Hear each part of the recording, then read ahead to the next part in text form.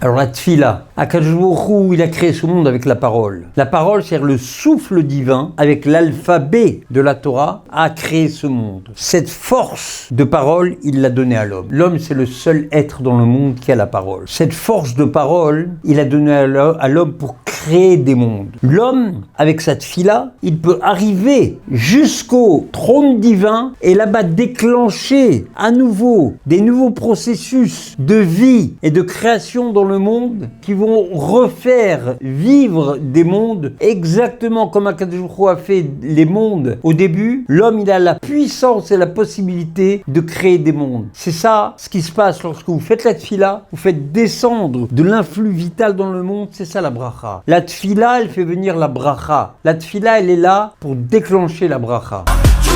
Tchouva. Qu'est-ce que c'est que la tchouva? Quelqu'un fait une avéra. Quoi une avéra? Le roi a dit on a le droit de faire ça, on n'a pas le droit de faire ça. Je donne la vie pour faire ça. Il prend la vie, il fait l'inverse. En français, ça s'appelle un crime de lèse-majesté. On le tue. D'ailleurs, on a demandé à la Chokhma, quelqu'un qui a fauté, qu'est-ce qu'on lui fait? On le tue. Alors, on a demandé à la Torah, quelqu'un qui a fauté, qu'est-ce qu'on lui fait? La Torah, elle a dit qu'il amène un korban. On a été voir que quelqu'un qui a fauté, qu'est-ce qu'il fait? Qu'il fasse tchouva. C'est quoi tchouva? En fait, un homme, quand il fait quelque chose, la part qu'il a dans cette chose, c'est sa volonté. Parce que le passé, il n'existe plus. Le présent, il est en train de se réaliser, et à peine s'est réalisé, il est déjà mort. Ce qui existe, c'est la volonté de faire. Donc quand l'homme, il fait une avéra, cette volonté, elle fait vivre la avéra. Et lorsque l'homme, il regrette cette volonté d'avoir fait la avéra, donc il fait tchouva, la avéra, elle n'existe plus, elle disparaît du monde. C'est ça la tchouva. La tchouva, c'est déraciner du monde cette volonté qui faisait vivre cette mauvaise action.